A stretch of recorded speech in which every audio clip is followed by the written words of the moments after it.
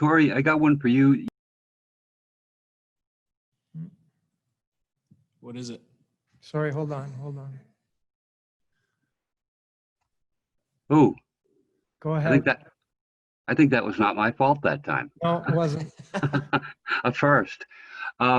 Torry, you guys haven't had Pasta on the power play for a couple games, and yet I think you got 3 power play goals. How are you guys, how are you changing things? How are you managing to pull that off? Two things come to mind. I think the first is the addition of Krejci. His patience and his skill set allows him to make plays under pressure. Carolina has a high energy, high pressure kill. And he allows things to just settle down, and he demands respect and time on the ice from the opponent. So that's the first thing. The second thing would just be going back to just hard work. I think we're now winning loose puck battles, getting those second, third chances, and that's something that I think was missing from the first 3 games and the first game against Carolina as well. So just getting back to outworking the opponent. Doesn't matter if you're 5-on-4 or 5-on-5. That needs to be a staple for the team, and it's working for us. Go to Kevin Dupont. This is for Torry. Torry, you've obviously played plenty of games with Yarrow in net. Circumstances were different yesterday, obviously. I'm just wondering, given the circumstances, given the critical nature of that game, was there anything different? Did you guys talk more because of it? Did it feel differently? Were you more aware of different circumstances? Anything in that sort of basket? Nothing too different. I think the mentality with whether or not you have Tukes or Yarrow in net doesn't change too much. I think each guy has different strengths and weaknesses. Yarrow tends to play the puck a little bit better, so as defensemen, it's just about getting to the right spot and hopefully he makes the right play and he doesn't just give it to the other team right in front of the net or something. So for the most part, it's very similar. We have the utmost confidence in whoever's behind us, and they always give us a chance to win. So nothing too crazy. We'll go to Dan Roche. I guess just to maybe follow that up, but more so just to follow up what you guys were able to do on yesterday in Game 3, the way that you played, and how much did you like that?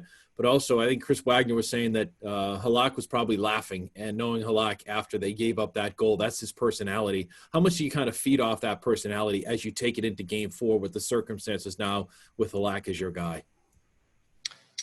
Yeah, I mean, for Yarrow to step up the way he did in those circumstances was huge.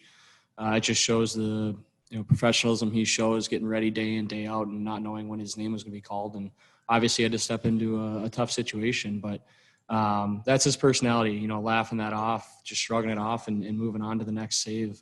I think he wanted to do everything in his control after he make a mistake like that, just to make sure it doesn't spiral out of control. And he obviously takes a lot of pride in that, and he showed up big for us. So it was a great response by him, and not only him, but our whole team as well. And I think that's something that we can thrive off of and hopefully use to our advantage moving forward. Go to Fluto Shinzawa. Torry, I think today marks 3 weeks now for you guys in the bubble. You've got your girl at home, but it's also a case where it's all hockey and you can't really escape where you are, and that I'm sure that you can get inside your own mind at times. Now that you've gone through this routine, what are the challenges been like, just mentally dealing with where you are and then where your family is? Yeah, it's tough. I think, we're reaching the point of, these playoffs where it's wearing on you, not seeing your family, your kids, your wife. It's starting to kind of wear on you, but, when you're playing every other day, you don't have too much time to think about it. And I think, it's good to stay in that rhythm, that routine. The tough parts, to be honest, is getting away from the game. I think for me personally, it's refreshing to kind of get away and not think about, what happened the previous day or, what's going on, inside the rink. And here there's no getting away from it. So anytime you're, at the hotel, there's a lot of downtime to think about what just happened. And there's hockey on TV all day long. So that's kind of one of the challenges that we're facing. But every guy responds, differently. Go to Mike Loftus. Sean, you got another game with Charlie Coyle yesterday, but I think Jack Studnicka was kind of a first. Not the usual sort of guy that would play on that line. How did how do you think that went, and what's he like to play with? Yeah, I thought it went really well. Jack's obviously a highly skilled player that can really skate, and I think he found himself in some good spots. And one thing I thought that was, a young player a lot of times isn't talking as much, but I found him really communicating. And for someone like me who's kind of in the corners, and a little communication sometimes can help. And I think a couple of those pucks that he got in good spots were because of him communicating. He's just a smart hockey player, and obviously what Coyle brings, is just a complete package. So I think it was fun for the most part for the three of us. I think we enjoyed the game and got to play the style we wanted for the most part. Go to Kevin DuPont. Sean, if you could address that same question that Fluto asked Torry about just going into your fourth week here and coping with the Groundhog Day aspect of this. What's that been like? Has it been a struggle for you? Has it tested you? Well, I think the first part of it was probably a little harder than it is now, just because we weren't playing as much, and it kind of was like a new situation. It was playoffs, but it wasn't a regular best of seven. So I think now we're kind of in a bit more of a groove where we're playing every other day, and there's at least a little bit more hockey to keep you busier.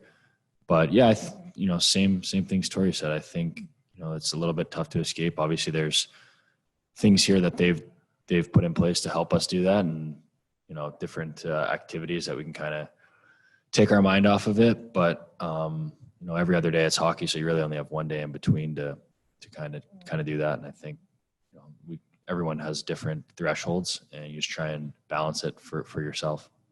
Go to Dan Roche. Question for either one of you. Just what would you like to take from Game 3 into Game 4 tomorrow?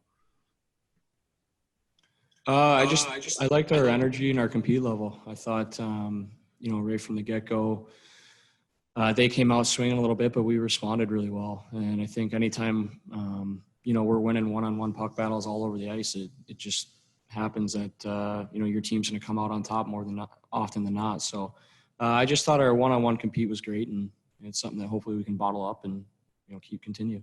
The last question will be from Ian McLaren. Yeah, it's a question for Sean. You played on the left wing of the third line in Game 3, typically, fourth line center. Does your mindset change going into a game where you'll be playing on the left wing with Charlie, or do you kind of approach it in the same way that you would if you're kind of anchoring the fourth line? I think I try and keep my mindset the same. I think I'd be doing, if I switch my game too much, I think I'd be doing myself, my line, and the team just a disservice. But I just try and stick to my game as much as possible. I think the more I do that, the better it ends up for everyone. But there are some things, like you said, I found myself last night in a few spots that I hadn't been in or felt too comfortable with. But it takes a couple shifts and you're right back to it. I played left wing for the first few exhibition games, and I am comfortable going back and forth. Sometimes it just takes a rep or two, and especially if there's not a skate in between or whatever. But I think that's part of the job. Everyone's expected to do their job, and when you come in the morning and you see your job's a little bit different, these times of year, you're not always going to have that that shift or two to get ready. So I think I'm focused on just getting ready from the start and